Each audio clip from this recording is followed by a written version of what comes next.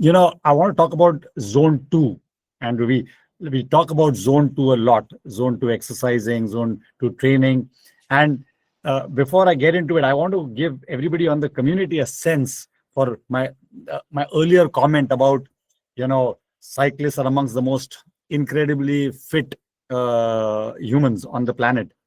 Uh, on my Peloton, I generate about 130 watts while keeping my heart rate at about 120 beats per minute. 120 beats per minute for me is about zone two.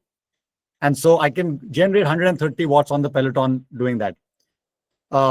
When I go all out, I can generate 340 watts, and that I can sustain for about 45 seconds to a minute. Okay. And my heart rate is like at 175, 180 beats per minute.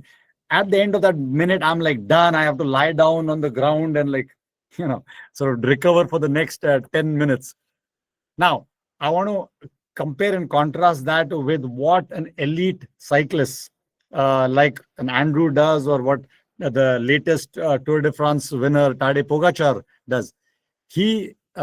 People like Andrew and Tadej, they are riding at 340 watts, which is my 45-second pace. They can maintain that as their zone two, which means they can do that for hours, and that's how crazy the definition of zone two can be depending on person to person, right? But the importance of zone two, people say, but zone two is not getting a heart rate high. But I think from what I understand and what I've experienced is the more you train it, you can do a lot more for the same heart rate. And that helps you build up a base for everything else. So, Andrew, how do you think about zone two from a longevity perspective, from a fitness perspective? First off, you gave a great example with the context setting. I just want to say up front, the current winner of the Tour de France, Tadej Pogacar, is he's a once in a generation type of rider. So he can, yes, his zone two, 340 watts, very long periods of time. Mine, when I was racing, not quite. So just clarity there. However, the point is very valid. Zone two means different things for different people. One important delineation, not to go too much into the weeds of the science of it, but somebody like Tadej, his zone two, they're basically using metabolic metrics to determine it, right? Like lactate, fat utilization. That's how they're determining it. They're not saying, okay, his max power, his threshold power is here, anaerobic threshold. Right. They're literally and basing everything off there. Essentially what happens in really well-trained athletes is if you think of your anaerobic threshold, which is what everybody thinks of as, lactate starts to accumulate very rapidly afterwards, they bring their aerobic threshold, so the point that's sustainable, like Tadej, it gets closer and closer and closer. So every elite athlete will hit a point where their anaerobic threshold is maximized for all practical purposes. It's not going to get higher. It's not humanly possible. But then that aerobic threshold with the zone two training can get closer and closer and closer. So they're able to sustain a higher percentage of it at a lower metabolic cost, basically. That's the elite aspect.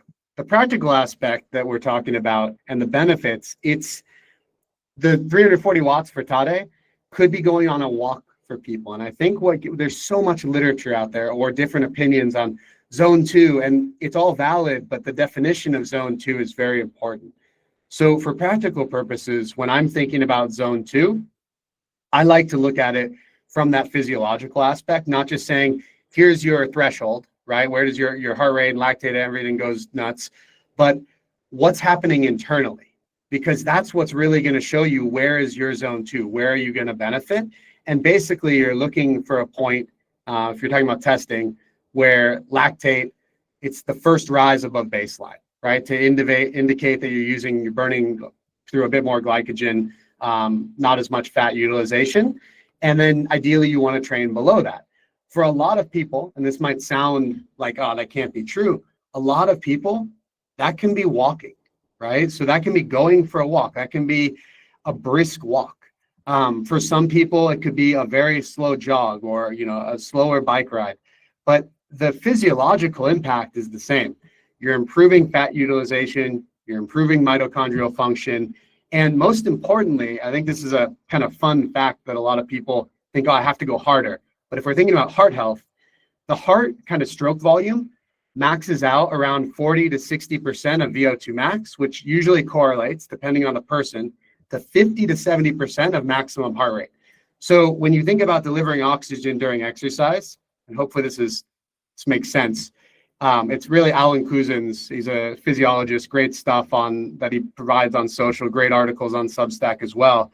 But essentially, when we need to deliver more oxygen during exercise, first it's stroke volume that increases, right?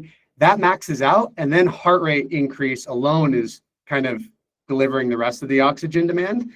So the point of that is we can walk and maximize that stroke volume. We might be able to hike a little bit briskly and maximize that stroke volume. So from a heart health perspective, you're getting a lot in that zone 2 range and even below. Think about 50% of max heart rate. That could be, zone 1 technically for somebody. So you don't have to do a lot to get the benefit, but you just have to do enough of it. Zone 2. The simplest way to think about zone 2 is the zone where you're still burning fat primarily and less glucose. And once you go above zone 2 into zone 3, zone 4, zone 5, you're now beginning to burn more and more glucose and maybe even using some of the lactate that's getting generated. But to lose weight, because a lot of people, that's a pretty important driver, is to lose weight. To lose weight, you want to stay in zone 2. For heart health and for other reasons, you want to go into zones 3, 4, and 5. But if your objective is to lose weight, you need to stay in zone 2. And for you, zone 2, based on what Andrew just said, could be whatever. So, for example, going for a walk where you can have a conversation with whoever you're talking to without panting. So you can just about hold a conversation without losing your breath. That's zone 2. So if you're going for a hike, you're going for a walk, keep it brisk enough where you can have a conversation just about. And if you're doing that, you're going to be burning fat, which hopefully will help you lose weight as well.